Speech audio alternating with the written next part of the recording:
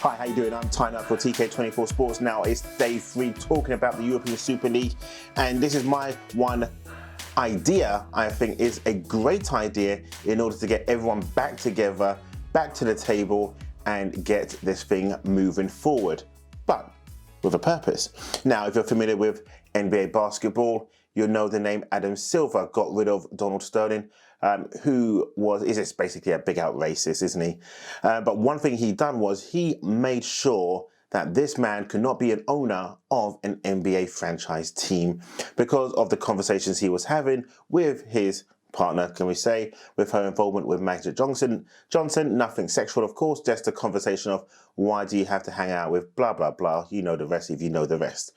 Now, my proposition is this. Why don't the FA and the Premier League come together and actually tell the owners of Arsenal, Liverpool, United. Now, I'm not going to say City. I'm not going to say Chelsea, but I will say Spurs as well, that they have to sell the club. They have to give up the right of the club. Now, they can get market value for what the club is worth, but they can no longer be the owners of the club. Now, to me, this is a win-win. And here's the other part of it. Once the new owners come in, they're under strict instructions that they cannot participate in the Super League, or the European Super League, should we call it. Now, my reason is this. It wasn't Arsenal, Liverpool, Tottenham, Spurs, United, City and Chelsea who decided to enter the Super League. No, it wasn't. It was the owners of these clubs. Now, if these reports are true, that City and Chelsea actually didn't want to be involved with it, but even though there was, put the question to them, do you want to be part of it?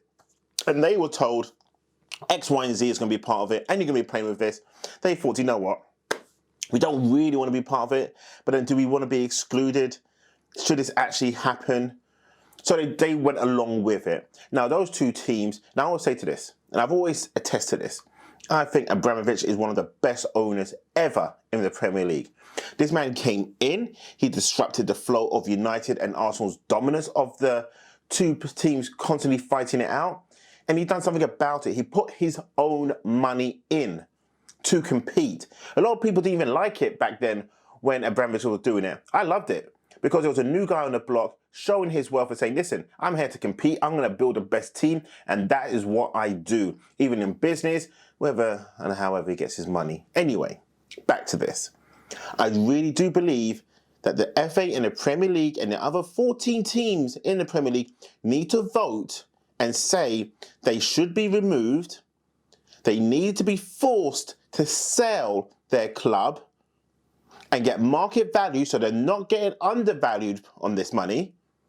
They'll get market value and they're forced, and they can never, ever own a football team in this country again.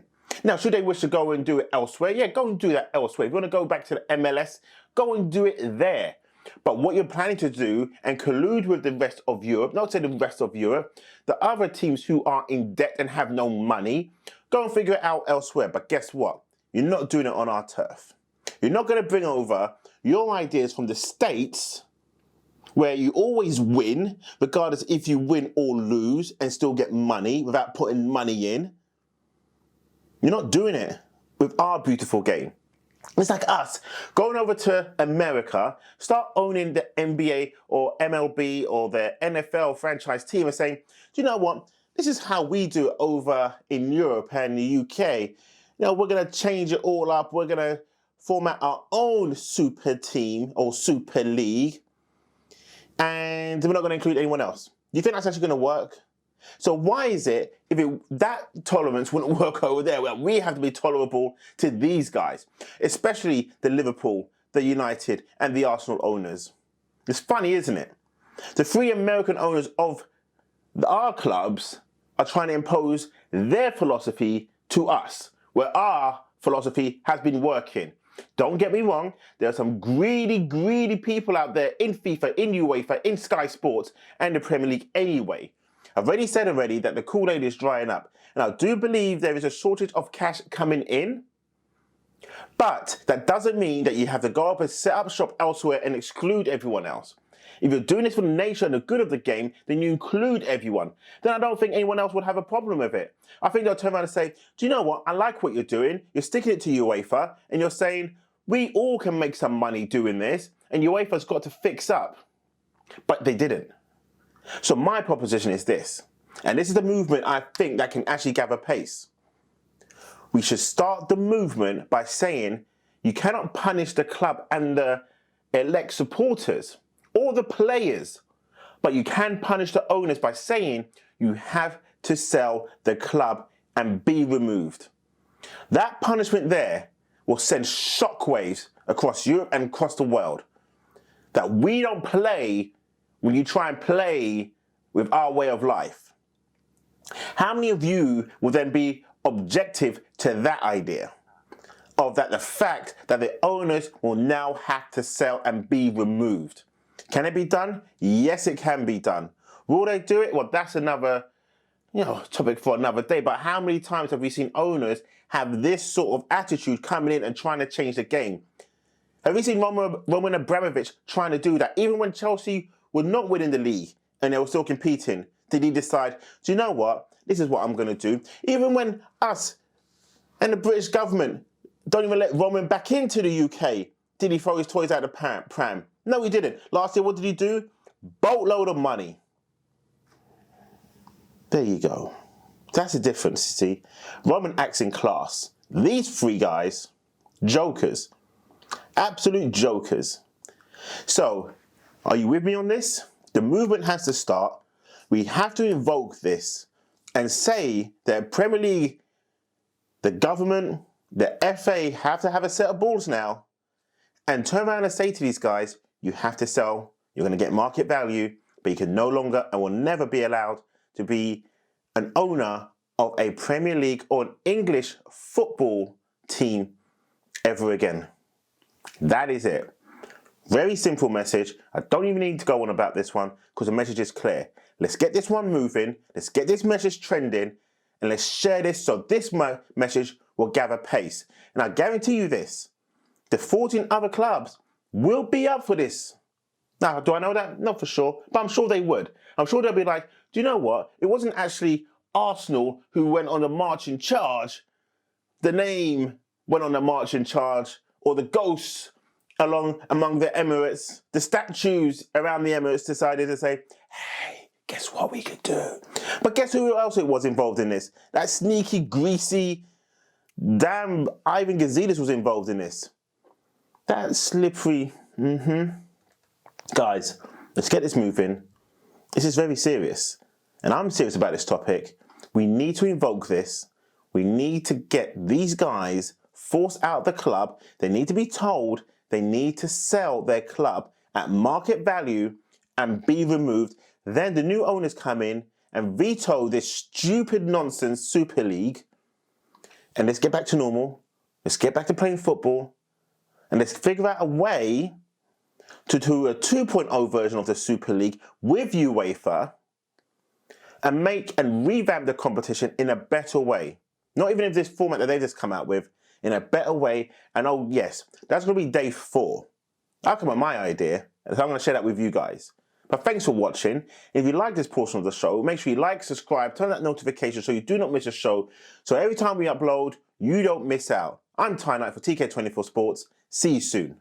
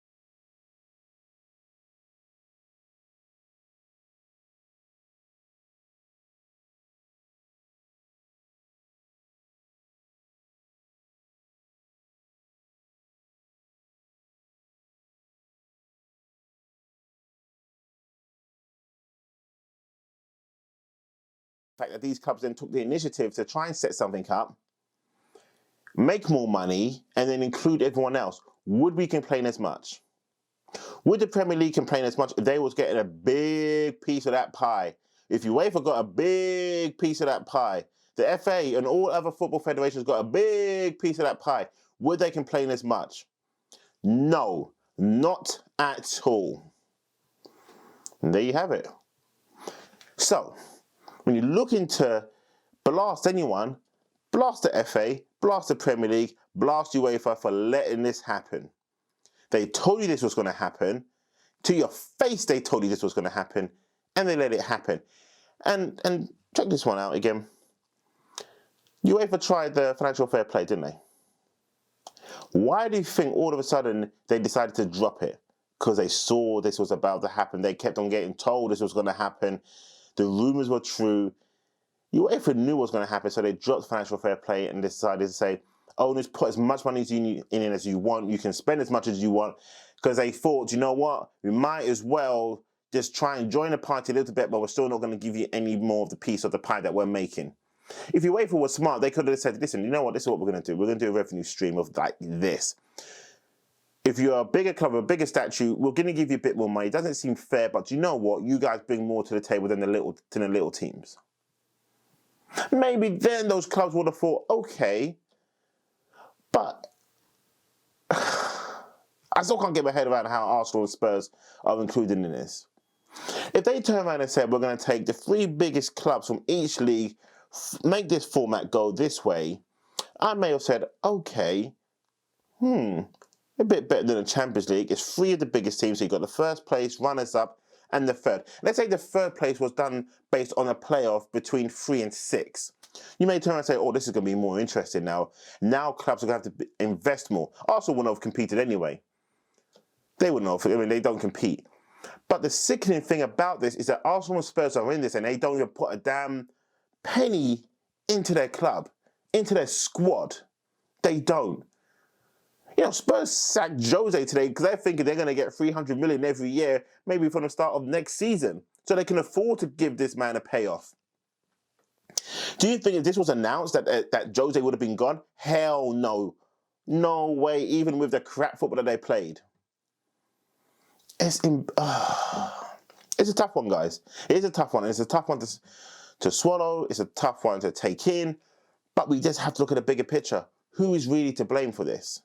Are we blaming the clubs, or are we going to blame the Football Federation, UEFA, and the Premier League for showing the hand of how much money you can actually make just by televising these games?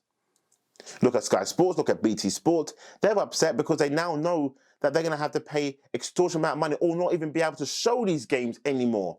So let's say, I can't even see the Premier League actually kicking these clubs out. I can't, as much as they would want to, but they know that they are the diamonds in it. Imagine the Premier League, and no disrespect to these clubs, it's Leicester versus West Ham. No disrespect to these clubs at all whatsoever. That's the highlight of the Premier League. Newcastle versus Burnley. How many times do you guys even tune in to watch that as a neutral? Let's be real. You're saying that the game is spoiled, but yet do you tune in to watch Newcastle versus Burnley? Do you tune in to watch Crystal Palace versus West Brom if you are a neutral supporter? Do you tune in to watch those games? Be real. How many of you tune in to watch the Bundesliga, La Liga, Liga, Serie A? How many of you actually tune in to watch all those teams? You don't know the percentage. You don't even watch the Championship. You don't watch League One. You don't even watch League Two. Let's be real, because I don't even watch it. I'm not saying because I don't watch it, that doesn't mean that you don't watch it. But let's be real. We kind of watch our teams. And some of us are flaky fans in the greatest respects, where we don't even hardly watch our team anymore. But yet we've got something to say about it now. That's the issue. When we think this is unjust, we choose money over what's right and justice, what happens to the players on the pitch. Think about it. We're actually fighting for the Premier League and FA's money. We're not fighting for someone's race or their sexual identity. We're fighting for someone's money. Just to take a big look at ourselves. No one's even come out today and even talked about it and saying, how it's more disrespectful than the fact that we're fighting for a breakaway league than we're fighting for someone who only got a 10-game ban for calling someone a monkey. That's the joke of it. That's the joke of football. That's the joke of sports. And it's always been that way. Always been that way. So where do we go from here? I couldn't even pretend to write a formula down to say I think this is how the format should go. I do believe the Super League and UEFA need to sit down and talk. I do believe the Super League teams need to come together with the governing bodies as well as teams in their respective league and come together and say, look, this is what we're trying to do. We're trying to make as much money as possible for all of us. For all of us.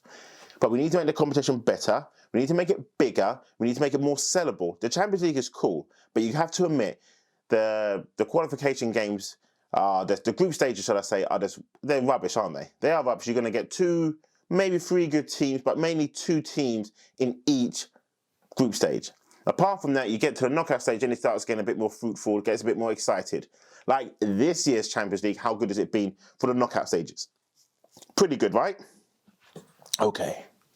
Same for the Europa League. If they just revamped it and just come up with something, I might have to do another video for tomorrow, no, on Wednesday, and I think I've got one planned. I'm just writing it up right now because again, when I come on here, I just don't want to keep on talking from the soul and from the heart. I just want to give truth, and these are the truths. I've read a few comments today, I've replied to those comments, and people have been asking me, Ty, what's your thoughts on it? Ty, what's your thoughts on it? And I'm like, hey man, Hydra's here. Hydra's in effect. My sister started laughing when I said about Hydra. It's true.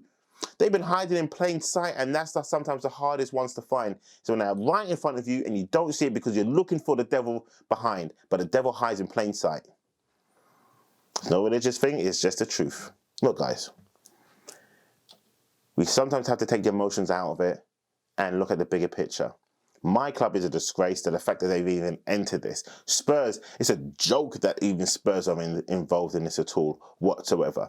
I would say the most super team in England I would say on merit would be United and Liverpool, but I'll put Liverpool ahead of United because Liverpool's got 6 European Cups and 19 Premier League titles.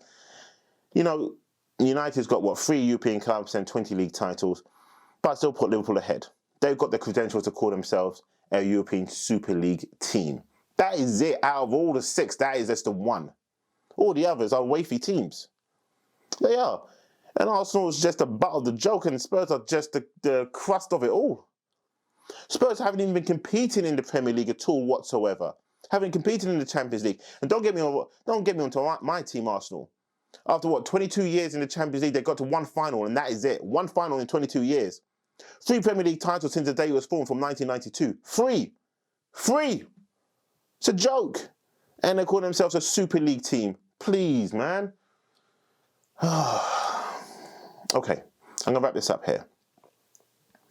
Guys, we've been drinking the Kool-Aid for far too long. We have been part of the problem, but the main problem also is the FA, is the Premier League, but we've been drinking this Kool-Aid of the Champions League, the Europa League, the Premier League, saying it's the best league in the world. We've hyped this league up to be the best in the world. From the best league in the world, they now want to go and form a better league in the world. And you have to admit, when you look at the teams that's in there, it does look pretty good. Take the emotions out of it, that does look pretty good, right, to see those teams. And that is no different than the Champions League, because people say, I can't wait to be in the Champions League. I can't wait for my team to be in the Champions League. This is the Champions League, just a better version of the Champions League. You've been asking, you shall receive, and now you received, and now you don't like what you've been given. Do you think the players are going to come out and really rock the boat? Because the players actually have the biggest say in this more than anything else. If every player actually put in a transfer request right now and said, I will not play in this and I will not play another Premier League game, yes, they could be voided of their contract, but the players also know there's actually something in this for me too. So don't actually ask for the players to put the transfer request in. I would say if they've done that, that would show, boy, they really are not having it. But the players are thinking, man, yeah, man, I can cash in on this too. Yeah, let those ex-players and those pundits say all that BS for us. And I may come out and say something on social media.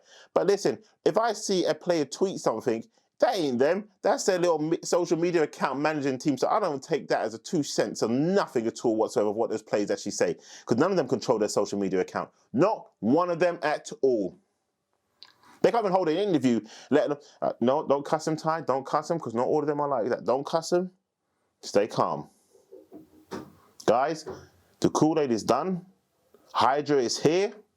And I'm Time on Night for TK24 Sports. See you soon.